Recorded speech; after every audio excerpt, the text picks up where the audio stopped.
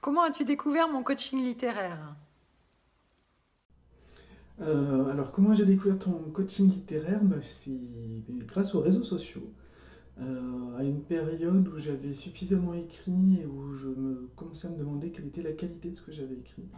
Euh, j'ai un petit peu cherché des gens qui pouvaient relire, mais relire avec un apport de conseils pour que ça puisse m'apporter et que je puisse apprendre à me corriger. Et donc je suis tombé sur ton site, sur ta page, et puis bah, en surfant sur ta page LinkedIn, j'ai été convaincu. Et puis après avoir échangé en message privé toutes les deux pendant quelques jours pour comprendre les attentes et puis et l'offre, bah, ça a démarré cette très très belle histoire et cette belle aventure d'écriture. Où en étais-tu de ton parcours littéraire à ce moment-là? Et où en es-tu aujourd'hui? J'en étais à un stade où j'étais assez contente de ce que j'avais écrit. Je trouvais que mes idées avaient du sens, avaient de la valeur, que j'avais l'impression que mes mots aussi étaient assez pertinents et mon message. Par contre, j'étais à la fois bloqué dans dans mon roman, dans mon écrit, dans l'histoire en fait, dans la trame. Je sentais qu'il manquait des éléments. Et en même temps, j'avais pas non plus hyper confiance en moi. Je suis plutôt de culture scientifique et j'ai des habitudes de rédaction qui ne sont pas celles d'un roman. Euh, et donc là, je cherchais de l'aide pour me décoincer dans l'histoire et des conseils et quelque part savoir ce que valait mon document et ma production. Qu'as-tu particulièrement aimé dans ce coaching littéraire?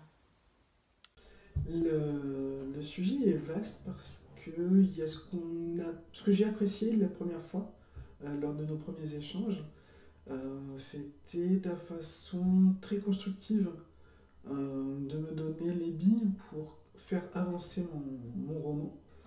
Et puis avec du recul, maintenant que je suis sur d'autres projets, j'apprécie énormément la technicité de ce que tu m'as apporté comme compétence. C'était pas juste un travail sur un roman qui, quelque part, n'aurait pas pu être réutilisé ou réexploité. Euh, Déjà, mes projets suivants, je les ai abordés de manière complètement différente grâce à tes conseils sur ce premier roman qu'on a travaillé ensemble. Et donc, ouais, je pense vraiment que ce que j'ai particulièrement aimé, c'est toutes les clés que tu m'as données pour travailler de manière plus, alors efficace. On a l'impression que c'est du gain de temps, mais c'est surtout du gain d'énergie. Euh, Mes histoires suivantes sont quand même beaucoup plus fluides à rédiger et à structurer, parce que c'est ça qui est quelquefois compliqué. On a l'idée, on sait dans quel sens on veut aller, on sait ce qu'on veut faire vivre à nos personnages, mais en même temps, il y a des twists, il y a des choses à placer, il va falloir semer des petites graines dans l'histoire. Et tout ça, là, je pense que c'est ce que tu m'as apporté de plus précieux. Qu'as-tu appris dans ce coaching littéraire? Alors, ce que j'ai appris dans ce coaching avec toi, Emma, c'est des compétences clés et techniques sur la structure du roman, sur la définition des personnages, leur débat moral, les éléments qui vont les faire grandir à travers l'histoire.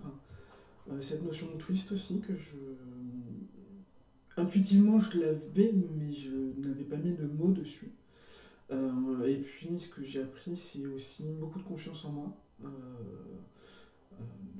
Confiance dans ce que j'écris et dans ma qualité d'écriture. Oui, c'est ça, dans ma qualité d'écriture. Quel impact a eu sur toi ce coaching littéraire et qu'est-ce que ça a véritablement changé pour toi?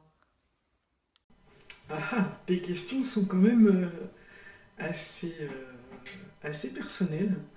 Euh, L'impact pour moi, et celui qui me fait le plus bizarre, c'est que maintenant j'ose dire j'écris. Alors ça reste un loisir, mais j'ose me prétendre auteur.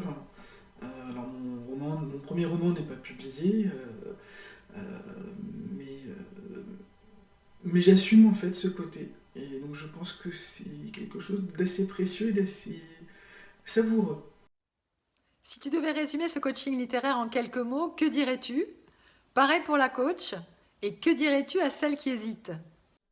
Donc pour résumer ce coaching, je dirais que c'est plusieurs heures d'échanges téléphoniques, euh, plusieurs dizaines de pages noircies dans mon cahier en écoutant tes conseils et en essayant de retranscrire avec mes mots ce que je comprenais. Euh, et puis beaucoup de bienveillance de ta part pour, pour garder la confiance en fait et pour le redonner de la confiance parce que c'est pas toujours facile de remettre en question un travail de quelquefois plusieurs mois ou de centaines d'heures. Et ça, je le retiens aussi de ton coaching.